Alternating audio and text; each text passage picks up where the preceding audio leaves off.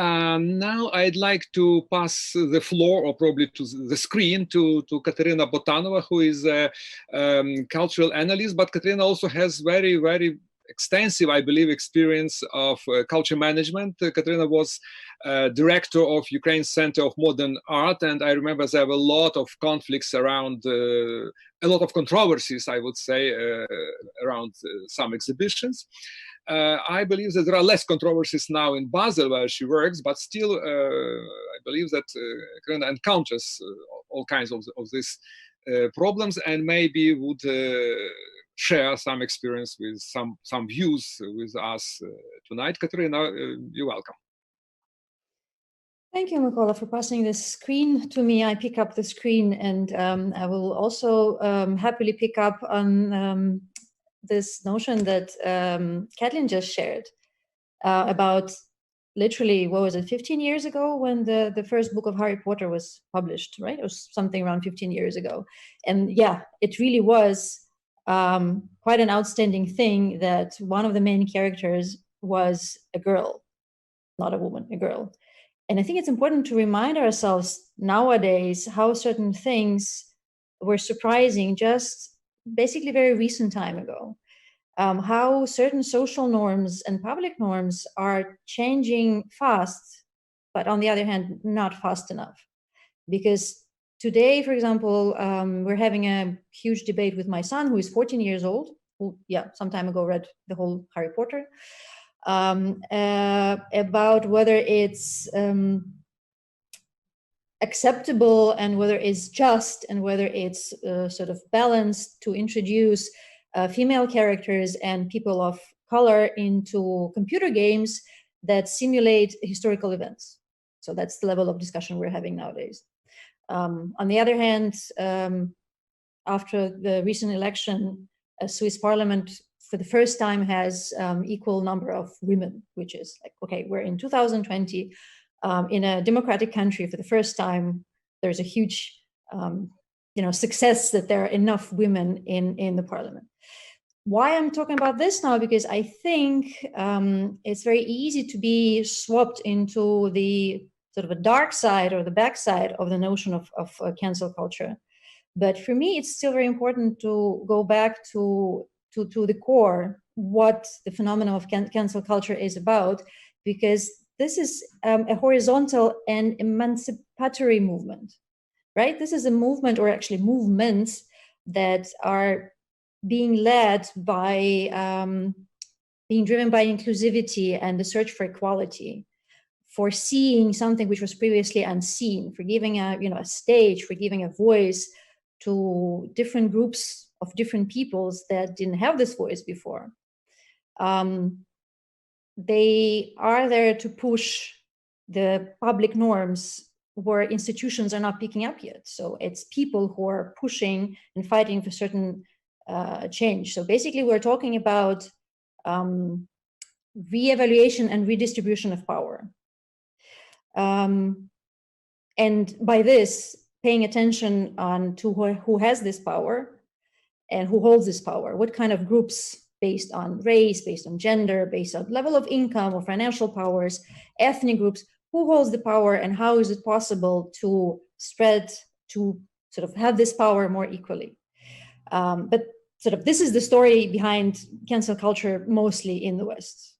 What do we see when we come to Central Eastern Europe? Where are those horizontal emancipatory movements nowadays? Well, if we talk about today, Poland, women's rights, huge protests again and again over several years, and happening now, like literally basically right now. Belarus, right?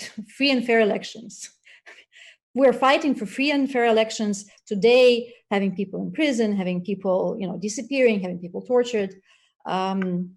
If we look at our countries, if we look at Ukraine, LGBTQ, migrant, religious freedoms, we're a bit share this, right? So we do have horizontal movements in our countries, but they're not canceling anyone. They're not succeeding somehow. What are succeeding? Who are succeeding? In Ukraine, Mykola mentioned the exhibitions and the visual arts, and certain experience which I used to have. Well, we were lucky enough that when I was working for Center for Contemporary Art in 2010s,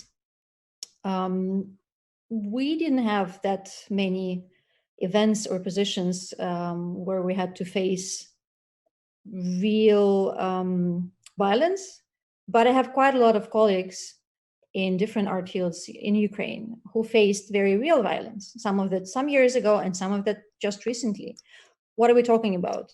Again, nothing new. We're talking about right-wing thugs that physically come into the spaces and harm people and break artworks and trash the spaces and disrupt public discussions. And today in Ukraine, it's enough not even to physically, barge into space. You can just sort of send the threat online or just voice the threat, and it's enough to cancel events, to silence people. The key to success in Ukrainian case, of course, it's not the only one, but I think it's an important one, is it is happening with a direct or indirect support from authorities.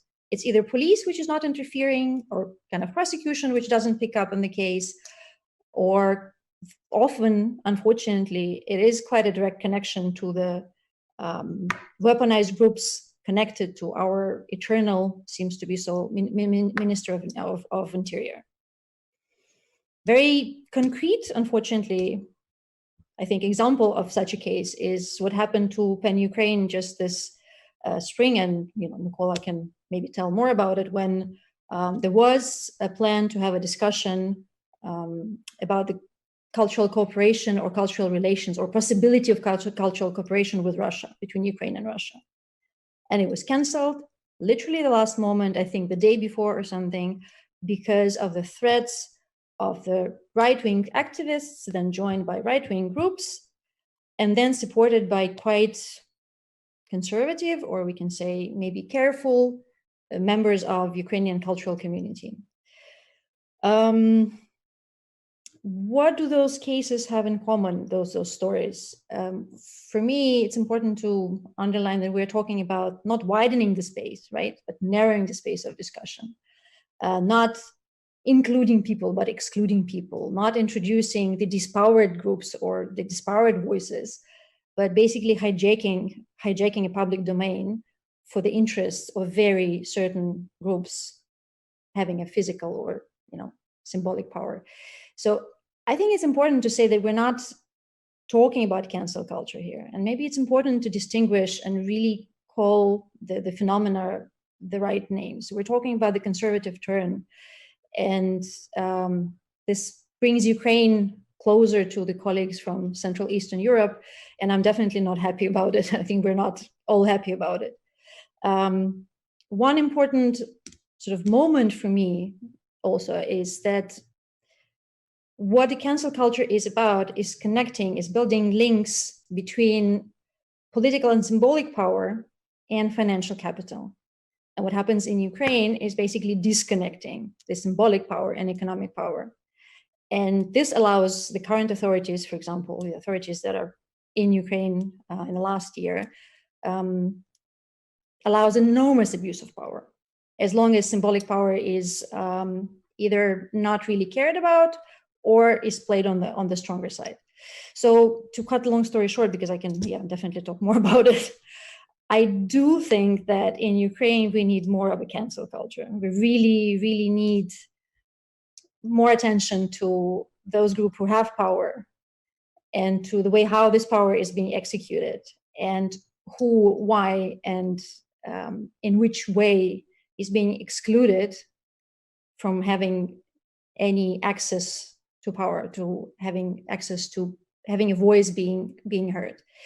And Mykola, you were very rightly, I do support you completely, mentioning the decolonial narrative. I also find myself often in the situation when I have to sort of explain or feel to which extent I am white, but not responsible for the oppression. Like, am I white at all, or am I describing myself as an individual, as a